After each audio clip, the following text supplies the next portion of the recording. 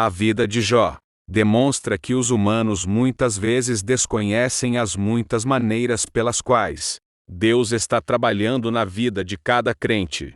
A vida de Jó é também uma que suscita a pergunta comum: por que coisas ruins acontecem a pessoas boas? É uma pergunta antiga e difícil de responder, mas os crentes sabem que Deus está sempre no controle e, não importa o que aconteça, não há coincidências, nada acontece por acaso. Jó era um crente no Senhor.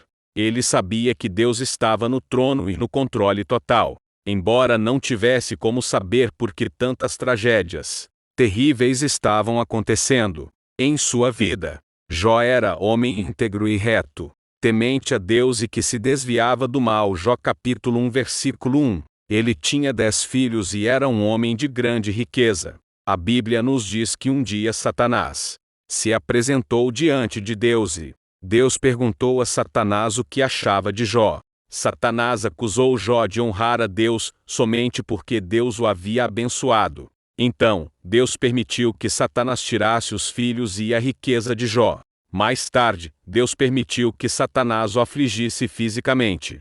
Jó sofreu profundamente, mas não acusou a Deus de fazer mal. Os amigos de Jó tinham certeza de que Jó devia ter pecado para merecer punição, e discutiu com ele sobre isso. Mas Jó manteve sua inocência, embora tivesse confessado que queria morrer e fez perguntas a Deus, um homem mais jovem. Ele o tentou responder por Deus antes que o próprio Deus respondesse a Jó. Em Jó capítulo 38 a 42, contém algumas das mais impressionantes poesias sobre a magnitude e o poder de Deus. Jó respondeu ao discurso de Deus com humildade e arrependimento, dizendo que havia falado de coisas que não conhecia. Deus disse aos amigos de Jó que estava zangado com eles por falar falsidades sobre ele, ao contrário de Jó, o qual havia falado a verdade.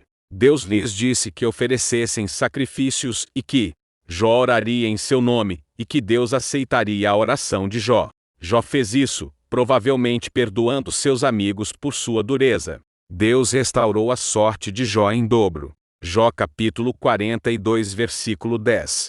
E abençoou o Senhor o último estado de Jó, mais do que o primeiro. Jó viveu 140 anos depois de seu sofrimento. Jó nunca perdeu sua fé em Deus, mesmo nas circunstâncias mais dolorosas que o testaram no mais íntimo do seu ser. É difícil imaginar a perda de tudo o que possuímos em apenas um dia: casa, posses e até filhos. A maioria dos homens se afundaria em depressão e talvez se tornasse suicida depois de uma perda tão grande, embora deprimido o suficiente para amaldiçoar o dia de seu nascimento.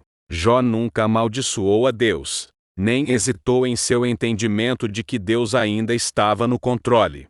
Os 3 amigos de Jó, por outro lado, em vez de consolá-lo, deram-lhe maus conselhos e até mesmo o acusaram de cometer pecados tão graves que Deus o estava punindo com miséria. Jó conhecia a Deus bem o suficiente para saber que ele não trabalhava dessa maneira. De fato, Jó tinha um relacionamento tão íntimo e pessoal com o Senhor que era capaz de dizer: eis que me matará, já não tenho esperança. Contudo, defenderei o meu procedimento. Quando a esposa de Jó sugeriu que ele amaldiçoasse a Deus e morresse, Jó respondeu: falas como qualquer doida. Temos recebido o bem de Deus, e não receberíamos também o mal. A situação de Jó, da morte de seus filhos e perda de sua propriedade ao tormento físico que sofreu, além da arenga de seus supostos amigos, nunca fez com que sua fé vacilasse. Ele sabia quem era o seu Redentor, um Salvador vivo que algum dia viria fisicamente à terra. Ele entendeu que os dias do homem são ordenados, numerados, e não podem ser mudados. A profundidade espiritual de Jó é demonstrada por todo o livro. Tiago se refere a Jó como um exemplo de perseverança ao escrever: irmãos, tomai por modelo no sofrimento e na paciência os profetas, os quais falaram em nome do Senhor. Eis que temos por felizes os que perseveraram firmes. Tendes ouvido da paciência de Jó, e vistes que fim o Senhor lhe deu.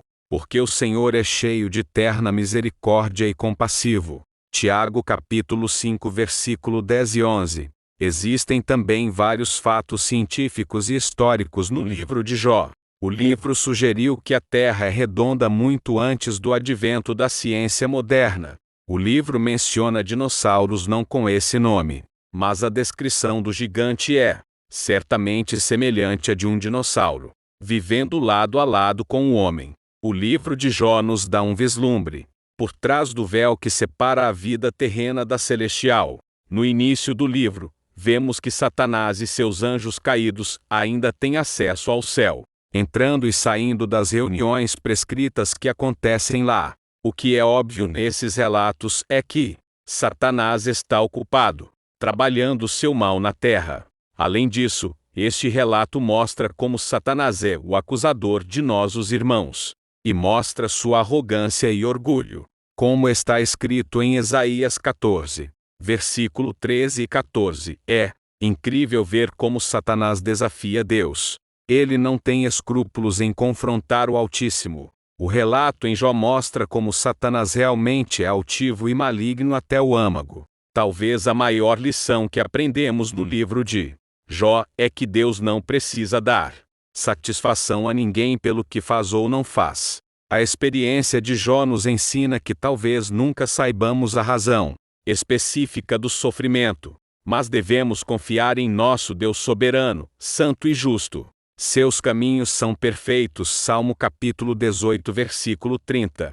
Já que os caminhos de Deus são perfeitos, podemos confiar que tudo o que faz, e tudo o que permite também é perfeito.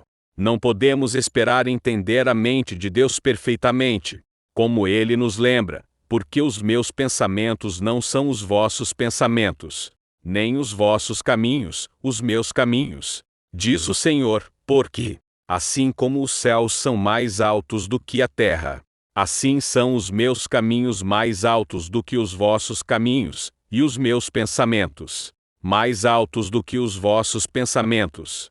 Isaías capítulo 55 versículo 8 e 9. Nossa responsabilidade para com Deus é obedecê-lo, confiar nele e submeter-nos à sua vontade, quer entendamos ou não. Quando fizermos isso, encontraremos Deus no meio de nossas provações, possivelmente até por causa de nossas provações. Veremos mais claramente a magnificência de nosso Deus e diremos com Jó: eu te conhecia só de ouvir, mas agora os meus olhos te veem.